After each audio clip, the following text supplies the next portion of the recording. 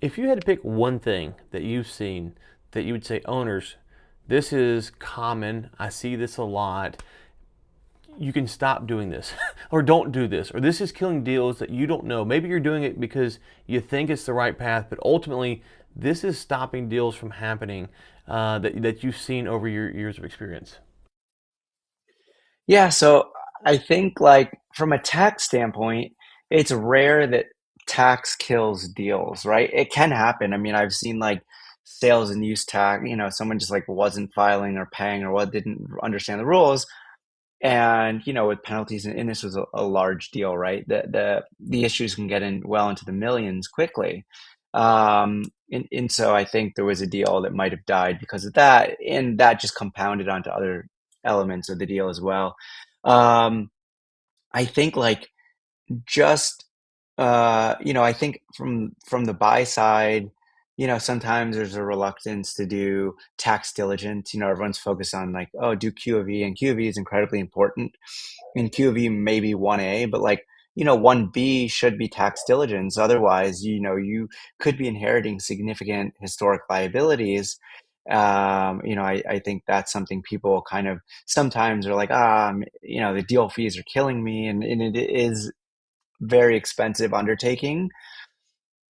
But what's even more expensive than a little bit more in deal fees is, uncovering once you've already, taken the SBA loan, which you're personally guaranteed, and you've uncovered, kind of the scary part of the unknown. So I think that that's an important consideration that sometimes, I don't like to ever do a hard sell. Like I talk to people about it. Some you say it and they're like super interested and, I'm happy to help them. Others are like, nah, I don't want to spend the extra money, and you try to tell them like the benefits of it, that sometimes you find an issue and then all of a sudden you get a purchase price that reduction that far exceeds the fees, or you're getting money in escrow, like you're getting the resources to adequately protect them. But I think it's the biggest thing, maybe the lack of intentional structuring that we talked about earlier.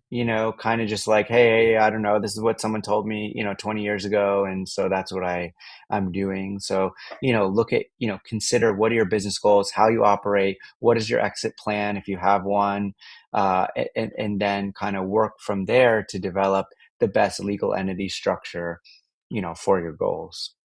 Yeah, well, and it's interesting because I don't know what percentage of your clients are buyers versus sellers. Do you have a rough number? Yeah, I would say probably 70% buyers, 30% sellers.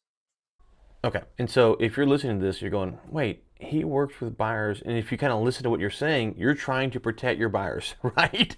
And so trying to protect your buyers means sometimes instead of 5 million guys, we need to come down to 4.5. Or instead of this, we need to do this. Or we can't do this because of this. And so owners have to stop and realize, I really press this to owners. You need to hear what the buyers are interested in. You have to understand that. And so, as you're talking through this stuff about the risk for the buyers, it might sound like, oh, it doesn't really apply to me. No, no, no. It actually applies to you more because this is what someone like you, if 70% of your clients are buyers, are going to come in and go, wait, hold on. I'm looking for this. I want to know about this. I have questions about this. Is this S corp valid? You're going to ask those questions. And if you've messed it Right, up, it can cost you a lot of money. right. And so again, it's just like the sooner in the kind of business life cycle that the sellers can consider, am I in the right legal entity structure? What are my goals today? When do I want to sell? Consider all these things. Again, there's a lot of ways to come in and help eventual sellers, right? And a deal, ideally isn't on the table. And yeah, so I think if you have an operating business that's growing, or that you want to get in the best shape possible, even if it's just so that again, there's current period tax efficiencies to consider too, just not only on the exit. So I think a tax health check, for eventual sellers is also, can be a really great idea. Yeah. And, I'll wrap up with this story. I was talking to a guy the other day. And he has two entities. He's going to sell them both. One's a C corp and one's a LLC. And I said, "Hey, is the LLC set up as an S corp?" He goes, "I don't know." And I asked him a few questions, and I was like, no, it's not. If it is, if it is, we got major problems because you were nowhere near in compliance. As what little I know about that, but he didn't Yeah. even know about those terms, and I don't. I never say this stuff as disparaging. I'm trying to tell these stories so owners understand this is the world for all, for not all, for most owners. Like, it's okay. Like, you don't know. We don't. I don't know all this stuff. You don't know all this stuff. No one knows all this stuff. But owners, unfortunately, they're experts in being a roofer or e-com or whatever it is, and this it's just a different world that they've got to start dipping their toe into and learning, because the buyer is going to hire someone like you and try to protect the buyer's interest. And if you go to your buyer and the buyer has a $5 million offer and you go, man, this is the best company I've ever seen, like, this is set up great, this is all perfect, there's no reason to pay less than five. Like, it might be worth more than five Right. theoretically. Exactly. Exactly.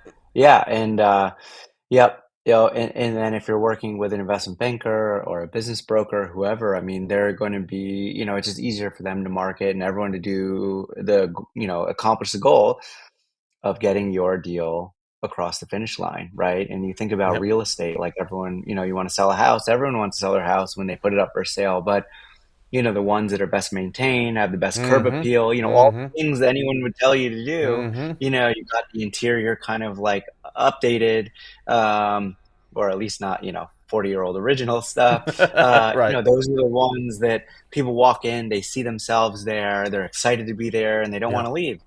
And it's the same thing for a business.